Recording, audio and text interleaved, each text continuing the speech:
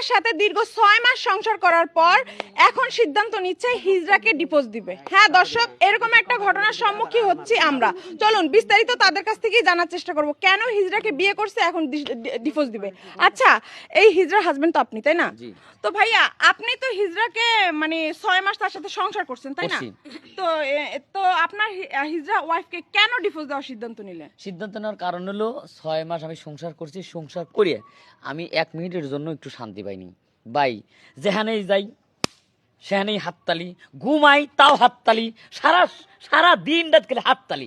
আমি ভাই 6 মাসে বিরক্ত হয়ে গেছি, কারণ আমার ছোটবেলায় মনের একটা ইচ্ছে ছিল যে হিজড়ারা অবহেলিত মানুষ, সবাই তাদেরকে অবহেলা করে।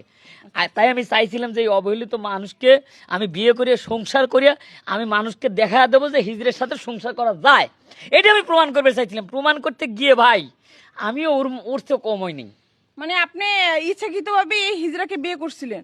আচ্ছা, আপনি তো তখন জানতেন যে হিজড়াদের এই একটা অভ্যাস আছে যে হাতে তালি দেওয়া, তাই না? এটা তাদের একটা অভ্যাস। তো আপনি তারপরেও কেন তাকে বিয়ে করলেন? না, এটা যে তাদের অভ্যাস এই জিনিসটা আমি জানবার পারি নাই। আমি জানি মাঝে মধ্যে হাতে তালি দেয়, ওই টাকাটুকু তলে ওরা মনের ভিতর কষ্ট আছে, ওই কষ্টের লেগে ওরা হাতে তালি দেয়। কিন্তু এখন দেয় যে না, এর অভ্যাস। ভাই আমি এই 6 মাসে আমি খুব বিরক্ত হয়ে গেছি, সরি আপা, আমি বিরক্ত হয়ে গেছি, বুঝছেন? যার কারণে আমি তখন বোঝায় ভুল ছিল। চলুন দর্শক, তাদের বাড়ির যে মুরব্বী আছে তাদের সাথে একটু কথা বলার চেষ্টা করবো। আচ্ছা, আসসালামু আলাইকুম আন্টি। আচ্ছা আন্টি, এটা তো আপনারই ছেলে? তাহলে দেবর। আচ্ছা, আপনার দেবর যে এরকম হিজড়াকে বিয়ে করে এই 6 মাস আপনাদের বাড়িতে নিয়ে এসেছে, আপনার হিজড়া আপনার একটা যা, তাই না? তো এই যে 6 মাস তার সাথে কিভাবে মানে কাটালেন? কষ্ট করে কাটাচ্ছি, কি করতাম? পছন্দ করে প্রেম করে নিয়ে এসে বিয়ে করে কথায় কথা কোনো কাজ যদি করে, তরকারি যদি কাটা থুয়ে আগে হাততালি দেবো, রান্না থুয়ে আগে হাততালি দেবো। মানুষের একটা সহ্য আছে নাকি? তো যখন এই যে আপনার দেবর হিজড়াকে বিয়ে করার ডিসিশন নিল, তো আপনারা তখন কেন বাধা দেননি?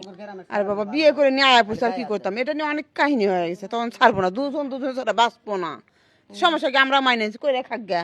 মানুষ তো গ্রামের মানুষ কম কিছু কয় না, অনেক কিছুই কইছে, তারপরে সহ্য করছি।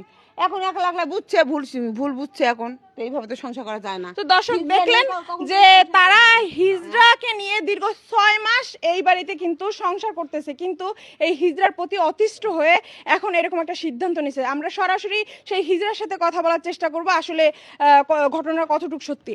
আচ্ছা আপু, আপনি তো এই বাড়ির মানে বউ, তাই না? হ্যাঁ, এই বাড়ির বউ আমি। আচ্ছা, আপনি মানে দীর্ঘ 6 মাস এই বাড়িতে সংসার করতেছেন, তো এই আপনি তো আপনার তো ভালোবাসা করেই বিয়ে করছেন? হ্যাঁ, ভালোবাসা করে তো বিয়ে করছি। তা তো তো এখন কিসের জন্য মানে আপনাকে আপনার হাজবেন্ড ছেড়ে দেওয়ার সিদ্ধান্ত নিল? আমার হাজবেন্ড আমারে ছাইরে দিবার চাইতেছে, আমার একটাই দোষ ধরছে, আমরা হাতে তালি দেই কে? আমরা হাতে তালি কি এমনি দেই? এমনি হাতে তালি আইসে নাই শোনা। আমরা যখন ছোটবেলা থেকে যখন বড় হয়েছি, যখন একটু বোঝা শিখছি যে আমরা ছেলেও না মেয়েও না, আমরা ওই হিজড়া, তখন থেকে গ্রামের মানুষ এইরকম করে তালি দিত শোনা। তালি দিতে দিতে আমাগো সেই তালি আমাগো অন্তরের ভিতরে গাইতে গেছে। আমরা এখন যেহেনে যাই করি তাই করি, এই তালি আর আমরা ছাড়তে পারি না শোনা। এই দুনিয়া যতদিন থাকবো শোনা, ততদিন আমরা এই তালি আর ছাড়বার পারবো না।